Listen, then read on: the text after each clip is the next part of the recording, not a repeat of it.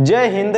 आज की वीडियो में हम लोग देखेंगे कि संधारित्र यानी कि कैपेसिटर होते क्या हैं, इनके यूज क्या हैं और इनकी पावर को कैसे बढ़ाया जाता है। सारी चीजें हम डिटेल वाइज देखेंगे। सबसे पहले हम इसकी परिभाषा देखते हैं। इसकी परिभाषा क्या है? संधारित्र वह युक्ति है जिससे हम लाइट यानी कि करंट को रोक कर या सेव करके रख सकते हैं। ठीक है, ये डिफरेंट साइज के होते हैं। जैसे कि मेरे पास ये एक मतलब कैपेसिटर है, ये थोड़ा गंदा हो गया है, ये व्हाइट कलर में लगभग आता है, ये है बड़ा कैपेसिटर। और इसके अलावा आप डीसी में देखेंगे तो अगर आपके पास कोई चार्जर वगैरह है तो अगर आप उसको खोलकर देखेंगे तो उसमें छोटे छोटे कैपेसिटर लगे होते हैं।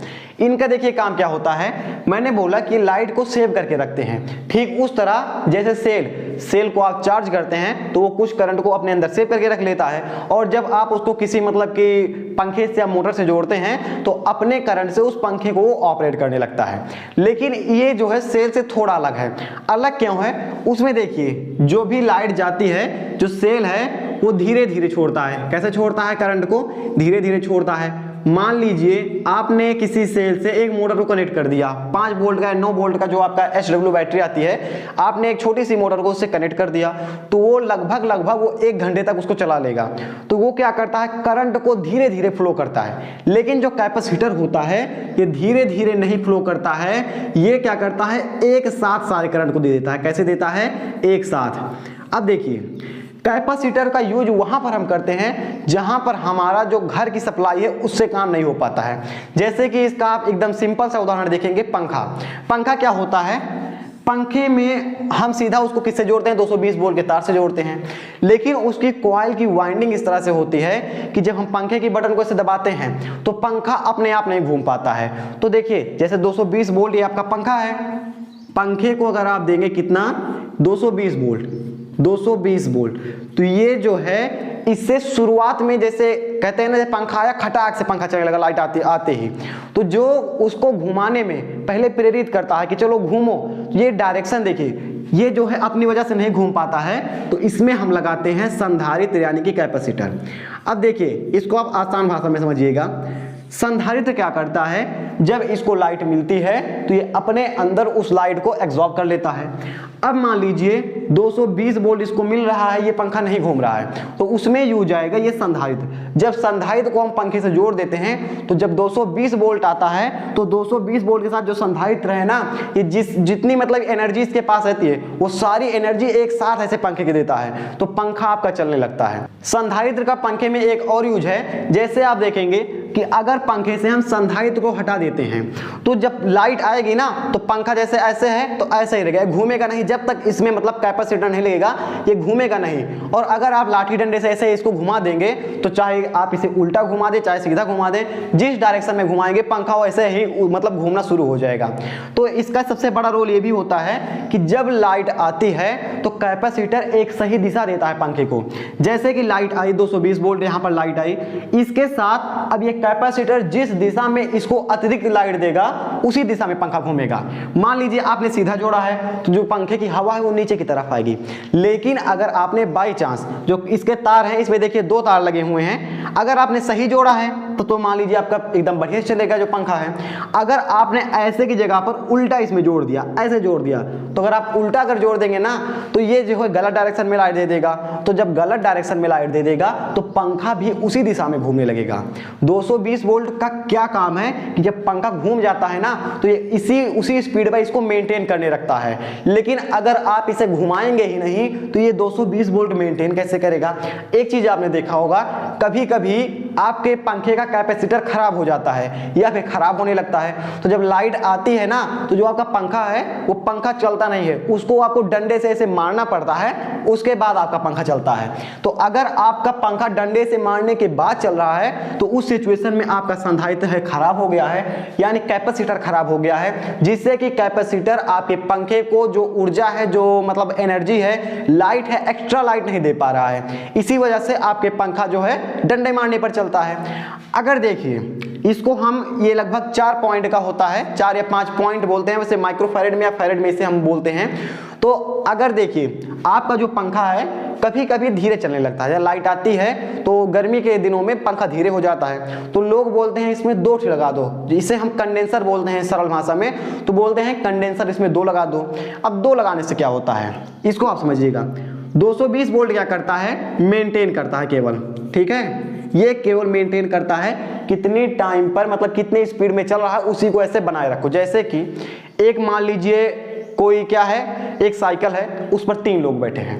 अब क्या करेगा, अब बोलेंगे एक लोग धक्का दो, तो एक लोग 2 लोग को आप बैठा लिए, एक लोग धक्का देता है और धक्का देने के बाद वो बैठता है। तो आप क्या करते हैं, जो धक्का उसने दिया है उसी पर थोड़ा और बल लगाते हैं और उसी स्पीड को मेंटेन करके रखते हैं। तो आप क्या कर रहे हैं, इसको मेंटेन कर रहे हैं, लेकिन धक्का दे रहा है संधारित्र। पता लगा जो आपको धक्का देने वाला है वो पीछे को लेकर खींच कर चला गया, तब तो गलत हो जाएगा। तो क्या करता है संधारित्र, सही दिशा में इसको ऊर्जा देता है जिससे घूमना स्टार्ट करता है। अब मान लीजिए एक लोग ने धक्का दिया, तो आप क्या करेंगे, एक लोग साइकिल को धक्का देंगे तो साइकिल धीरे धीरे चलेगी। मान लीजिए आपकी साइकिल 10 की स्पीड पर चल रही है, तो 10 की स्पीड को क्या करेंगे आप, 10 प्लस, मान लीजिए आपके अंदर क्षमता है कि आप 30 के स्पीड पर पंखे को ले जा सकते हैं, यानी अपने साइकिल को पीछे से किसी ने धक्का दिया और आप जो हो वो 30 के स्पीड पर धक्का देकर छोड़ दिया, तो आप 30 पर ऐसे ऐसे ऐसे ऐसे पैडल मारते रहेंगे, साइकिल आपकी चलती रहेगी। अब देखिए उसने क्या किया, 30 पर आपको धक्का दिया और इसी पर आपने क्या कर लिया, मेंटेन कर लिया। अब आप 30 पर पैडल मारते जा रहे हैं, मारते जा रहे हैं। अब पता लगा एक लोग और आ गए, वो बोले नहीं भैया हम भी धक्का देंगे। अब दोनों ने मिलकर आपके साइकिल को 50 की स्पीड तक धक्का दे दिया, तो 50 पर आप मेंटेन कर रहे हैं, लेकिन साइकिल है, हीरो होंडा थोड़ी है जो चलेगा, तो 50 की स्पीड पर आपकी स्पीड ज्यादा हो गई और आप लेकर साइकिल गिर पड़े। यही सेम चीज होता है इसमें। जब देखिए 220 वोल्ट आता है, ये क्या करता है, मेंटेन करता है। जब कभी वोल्टेज कम हो जाता है तो मेंटेन करने में स्पीड कम हो जाती है पंखे की। जैसे 220 वोल्ट से लाइट आपके यहाँ कम आ गई तो पंखे की जो मेंटेन स्पीड है वो थोड़ी कम हो जाती है। तो हम इसमें क्या करते हैं, डबल मतलब संधारित्र लगा देते हैं। मान लीजिए एक कैपेसिटर आपके 50 पर चला रहा है, तो ये 50 पर मेंटेन कर रहा है। अब लाइट मान लीजिए धीरे आ रही है आपके यहाँ गर्मी के दिनों में, तो जो मेंटेन कर रहा है ये माइनस में 20 की स्पीड माइनस कर दे रहा है मेंटेन करने में, तो 20 आपका माइनस हो जाएगा। तो एक तो दे तो रहा है 50, लेकिन मेंटेन हो रही है कितना, माइनस भी 20 हो रहा है। तो आप बोलेंगे इसमें एक कैपेसिटर और लगा लो, हमें 30 की स्पीड मिल रही है।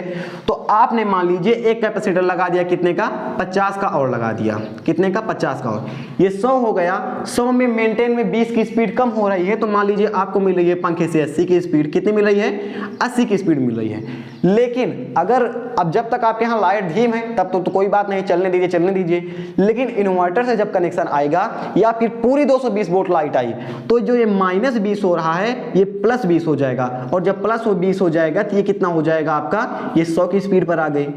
अब पंखा की स्पीड क्या हो गई, ज्यादा हो गई, 100 किलोमीटर पर आवर से बहुत तेज घूमने लगा पंखा। लाइट धीम थी तब तो हम 2 लगा दे रहे थे, कोई दिक्कत नहीं थी, लेकिन लाइट तेज आ गई तो पंखे की स्पीड हो गई ज्यादा। अब जब स्पीड ज्यादा होगी तो पंखा गर्म होगा। किसी भी चीज में आप स्पीड देखेंगे तो वो गर्म होने लगती है। जैसे कि मान लीजिए ये आपका एक हाथ है, ये दूसरा है, इसको आप स्पीड दीजिए ऐसे ऐसे, देखिए धीरे धीरे करेंगे कोई दिक्कत नहीं, अब बहुत तेज ऐसे ऐसे, देखिए इतना तेज करेंगे आप तो दोनों हाथ आपका बहुत तेज गर्म होने लगेगा।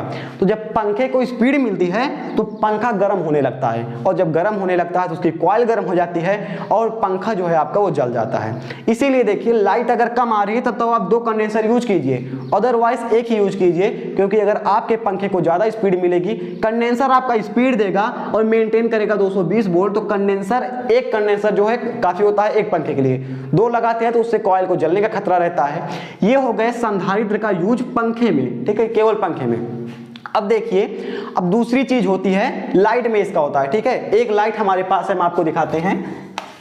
जैसे एलईडी वगैरह लाइट होती है तो जब लाइट आती है तो जल जाती है, लेकिन जब लाइट जाती है ना तो ये धीरे धीरे, जैसे लाइट है आएगी तो एक साथ है जल जाएगी, लेकिन जब लाइट जाएगी तो ये धीरे धीरे बंद होगी। ऐसे कभी आप देखिएगा तो लाइट धीरे धीरे क्यों बंद होती है, इसमें लगे होते हैं कैपेसिटर यानी संधारित्र।